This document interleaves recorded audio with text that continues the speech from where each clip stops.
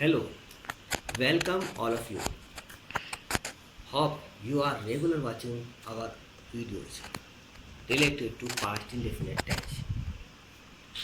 In our previous video, we have studied about past indefinite tense of recognition, translation, translation of affirmative, negative, interrogative, and interrogative, and WH word से related. हमने previous video में tense की इन topic को touch किया. Now today we are going on this topic. Today part 18 and stage 6. In this stage we studied detail of the past indefinite tense. Mostly examination में पूछे जाते हैं उन क्वेश्चंस को टच करते हुए हम इस टेंस को स्टडी करेंगे. We study correct form of the verb in past indefinite tense. We will study make the sentence as directed and make the question also. These all ask, ये सब पूछे जाते हैं इन एग्जामिनेशन. और इन्हीं sentences को या इन्हीं क्वेश्चन को टच करते हुए आज हम डिटेल से इस टॉपिक को समझेंगे. Hope you have to invest. Okay, now we are going to start the topic. First, the means of past indefinite tense, या we can say the definition of the past indefinite tense. वैसे हमने पिछले video में past indefinite tense को define किया था कि what is past indefinite tense. इसके बावजूद हम एक बार फिर क्लियर करते हैं. An action shows in the past. An action shows in the past, but no definite time in the past has been mentioned. Past indefinite tense क्या है? ऐसा एक्शन जो पास्ट में होता हो लेकिन उसके होने का कोई डेफिनेट टाइम उसमें मेंशन नहीं हो. That is called past indefinite tense. For example, Tony lived on fruit. In this sentence, the speaker lived on fruit in past time, but the exact time is not clear. The definite time has not given. So we can say that this sentence related to past indefinite tense. हम एक और sentence लेते हैं. He sold his car. In this sentence, the speaker sold his car in the past. But when did he sold? The definite time is not mentioned. So we can say this sentence related to past indefinite tense. Sold show the past time. And lived also show the past time, but not definite time showed. So that we can say both of sentence related to past time, because in the past no definite time has been mentioned. Clear? Now हम इसको आगे चलते हैं according to sentences, according to topic. In this topic, we touch first question. हम पहले question को touch करते हैं रिलेटेड टू एग्जामिनेशन और टेस्ट. मोस्टली एग्जामिनेशन और टेस्ट में पूछे जाते हैं. Fill up correct form of the verb. Verb की सही फॉर्म को भरिए, फिलअप कीजिए. यहाँ ऑलरेडी क्लियर है कि कौन सी फॉर्म भरनी है. Fill up past indefinite tense. Question is clear. Only past indefinite tense की को फिलअप करना है, कि वर्ब को फिलअप करना है। Fill up past indefinite tense of the verb given in the bracket. Bracket में जो दी हुई वर्ब है उसको ब्लैंक में फिलअप करना है पास्ट इंडेफिनिट टेंस की वर्ब बनाकर। यानी पास्ट इंडेफिनिट टेंस के सेंटेंस में, दिए हुए सेंटेंसेस में कौन सी वर्ब यूज होती हैं। अगर अफर्मेटिव सेंटेंस है तो which form of the verb we use हमें पता होना चाहिए। If the sentence is negative और interrogative, which form of the verb we use in past indefinite tense, this one should be clear. Now क्योंकि हमने पीछे पढ़ा रिकग्निशन और डिटेल से पास्ट इंडेफिनिट टेंस में पिछले 1, 2, 3 और 4th स्टेज में हमने पढ़ा है और 5th में भी पढ़ा, तो हमें प्रॉब्लम नहीं होनी चाहिए। Let's go. First sentence, the bird in the sky, the birds in the sky. First of all find out which type of sentence.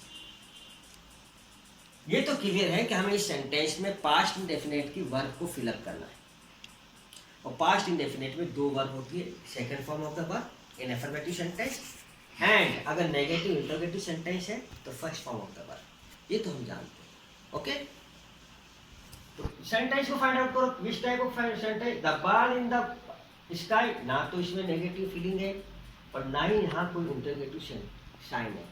It means this sentence related to affirmative. Affirmative sentence, which form of the verb we use in affirmative sentence in past tense? अभी मैंने बताया था second form of the verb।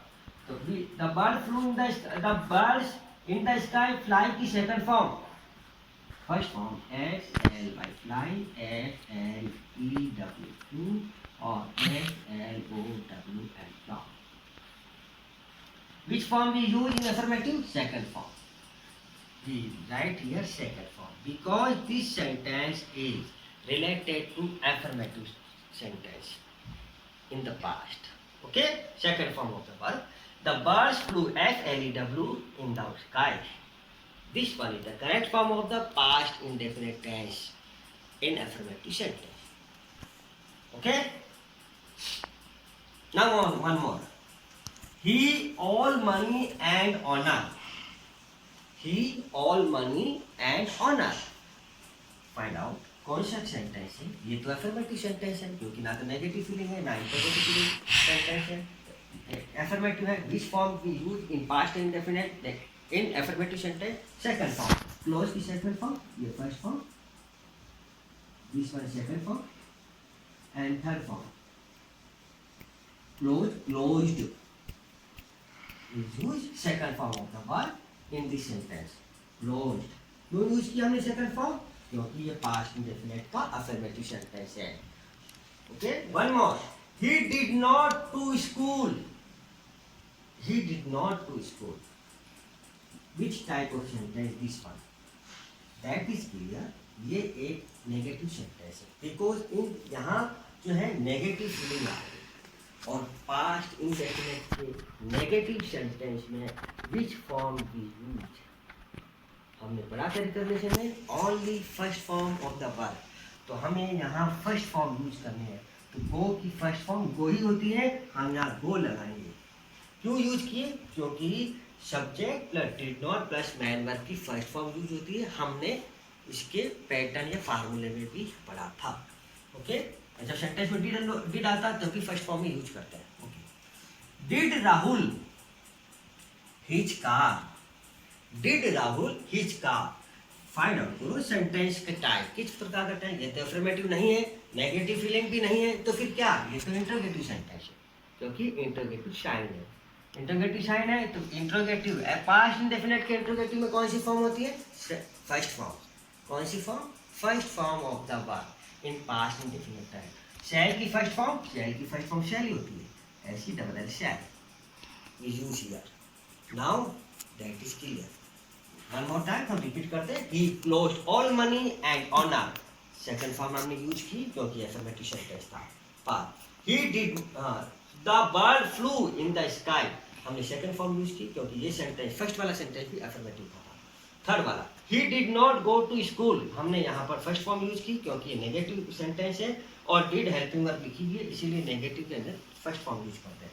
Did Rahul sell his car, यहाँ ये interrogative sentence है, हमने verb की first form use की क्योंकि अकॉर्डिंग टू रूल इंट्रोगेटिव के अंदर फर्स्ट फॉर्म यूज होती है। That is clear? Okay, now next, now we have clear second questions in this of this topic.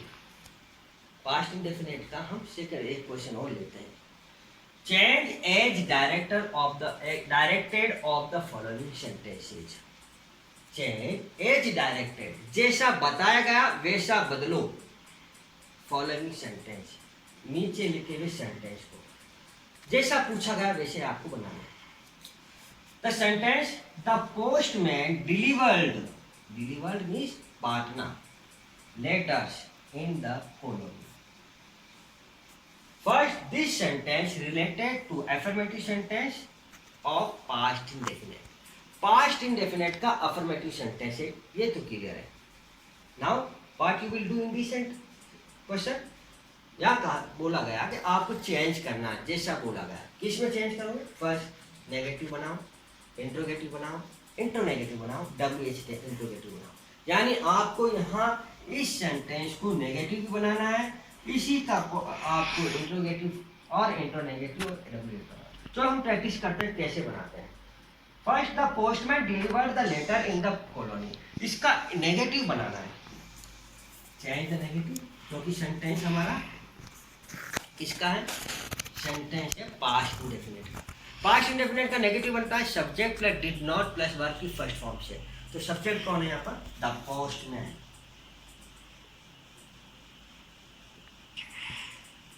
Clear?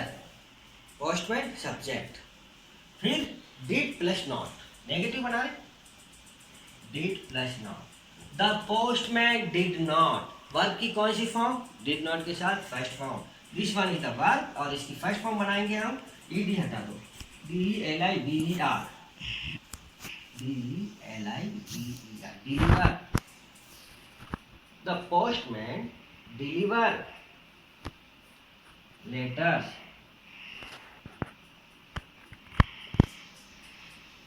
or in the colony. The postman did not deliver letter in the colony. Negative feeling वाला sentence. The postman did not deliver letter in the colony। हमने subject use किया, did not use किया, verb की first form use की और other word use करके sentence बनाया। तो we can easily make, if हमारा अगर कॉन्सेप्ट क्लियर है इस टॉपिक के, तो हम इजीली हम किसी भी चीज़ का आंसर दे सकते हैं। और एग्जामिनेशन पूछे जाते हैं आपको सेंटेंस बनाना, तो आप फिर ग्रामर में इस तरह से बनाओ। वन मोर, इसी सेंटेंस को the postman delivered letter in the postman, इसी सेंटेंस का इंट्रोगेटिव बनाओ। How you will make interrogative? Interrogative means question, इसका क्वेश्चन बनाना है।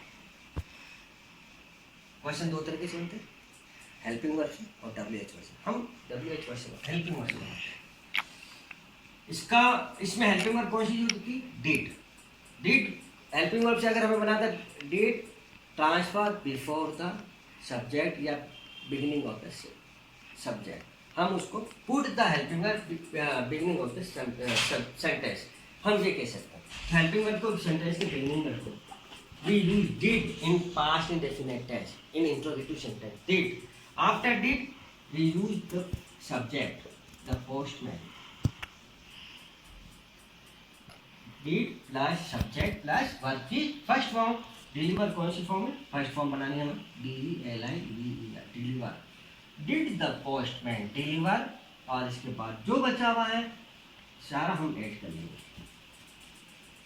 लेटर्स इन द कॉलोनी और क्वेश्चन मार्क। क्या आ जाएगा? Question mark.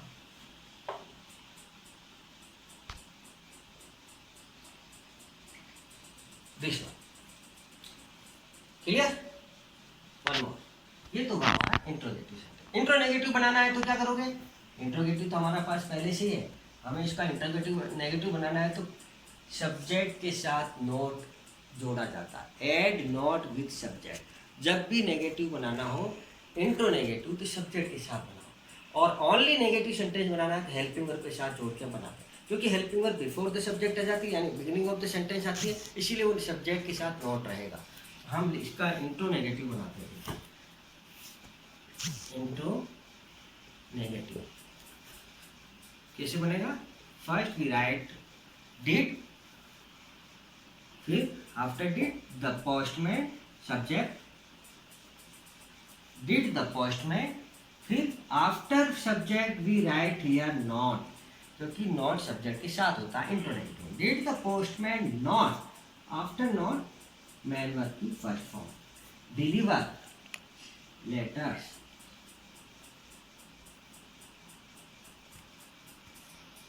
In the colony, और question mark, letters in the colony. Did the postman not deliver letters in the colony? This one is interronegative. One more sentence, एक और sentence बनाते हैं। WH interrogative sentence, WH से बनने वाला interrogative. आपसे कहा जाएगा कि वेयर से बनाओ, match the question from where, where से क्वेश्चन बनाओ। तो आप सेंटेंस हमारे पास है the postman deliver letter in the colony. तो वेयर से जब सेंटेंस बनाया जाता है तो क्वेश्चन बनाया जाता है, तो where always asking about place. तो सेंटेंस में जो प्लेस होता है और उसके साथ जुड़ा हुआ प्रीपोजिशन और आर्टिकल, ये सब साथ में उसके साथ आते हैं, तो उसके साथ ही चले जाएंगे। तो प्लेस का है कॉलोनी, कॉलोनी के लिए क्या है द और इन प्रीपोजिशन, ये दोनों चले जाएंगे। इन द कॉलोनी प्रीपोजिशन और आर्टिकल और कॉलोनी, ये दोनों इसी के लिए आए, तो इसी के साथ जाएंगे, क्योंकि वेयर से क्वेश्चन पूछते समय प्लेस को हटा देते हैं। वेयर से हमें क्वेश्चन बनाना, सेंटेंस बना वेयर डिड, फिर क्या जाएगा the postman, WH1 did subject और मैन की फर्स्ट फॉर्म डिलीवर।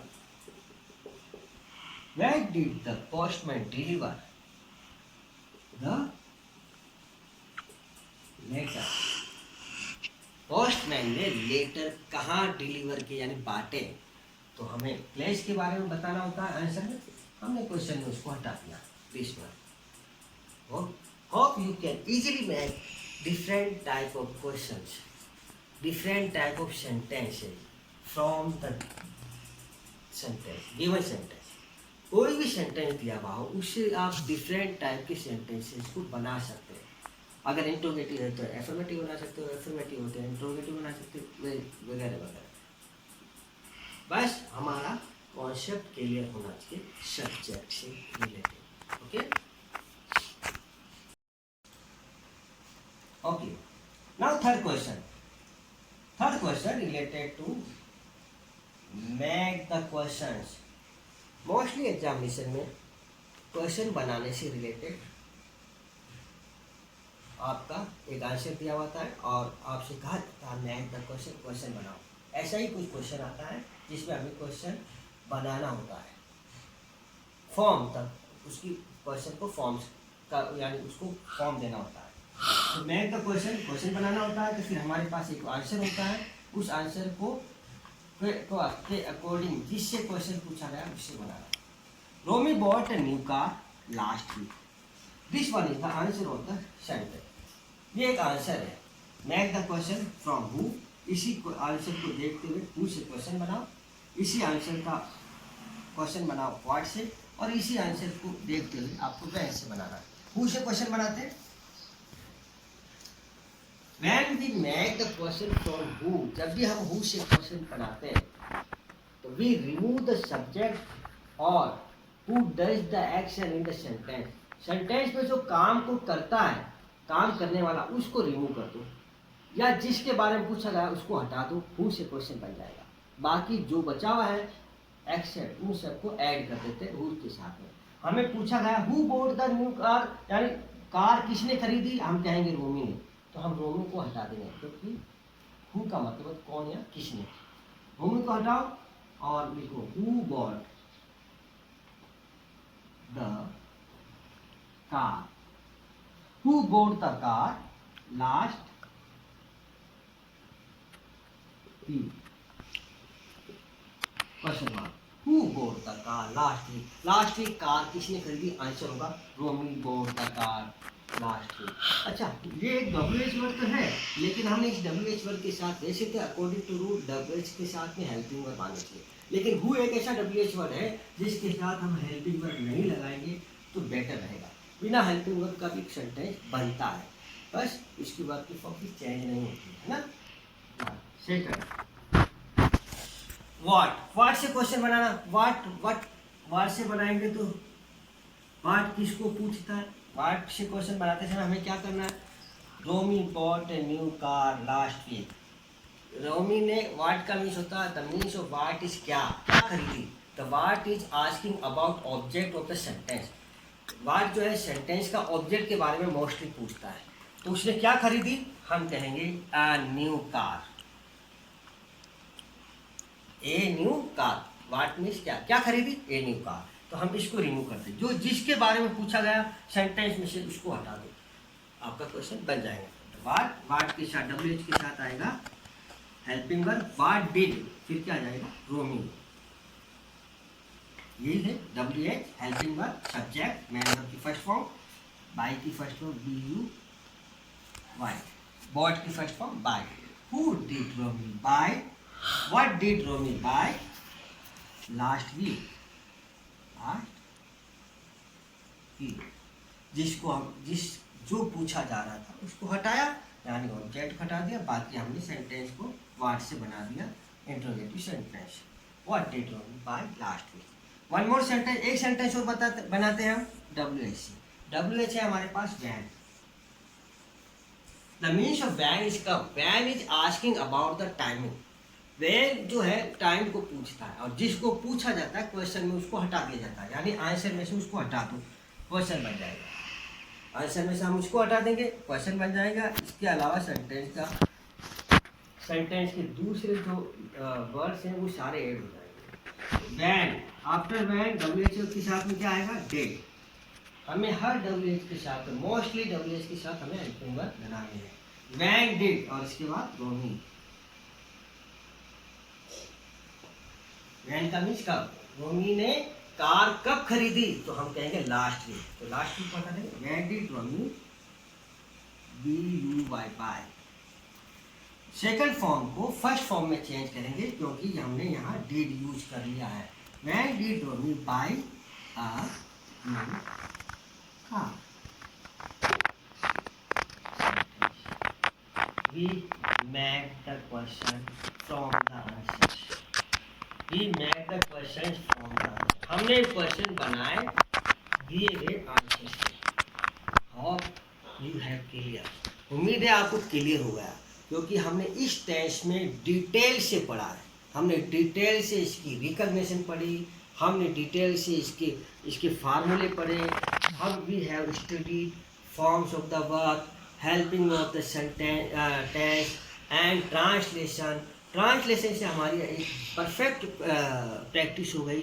आफ्टर हमने ट्रांसलेशन, हमने एक लास्ट स्टेज पढ़ा जो होता है अकॉर्डिंग टू एग्जामिनेशन, जो क्वेश्चन बनते हैं उस टेंस से रिलेटेड, उसको हमने उसकी प्रैक्टिस की, और वो हमने आज के पार्ट 18 के अंदर प्रैक्टिस की।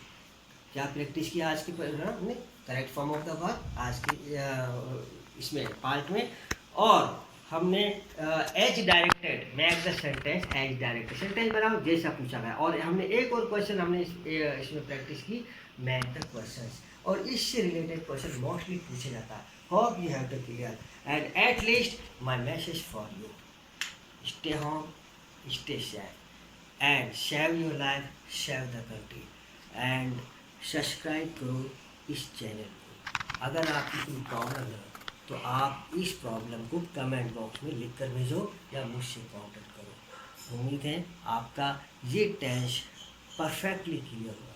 Good bye, have a nice day, thank you.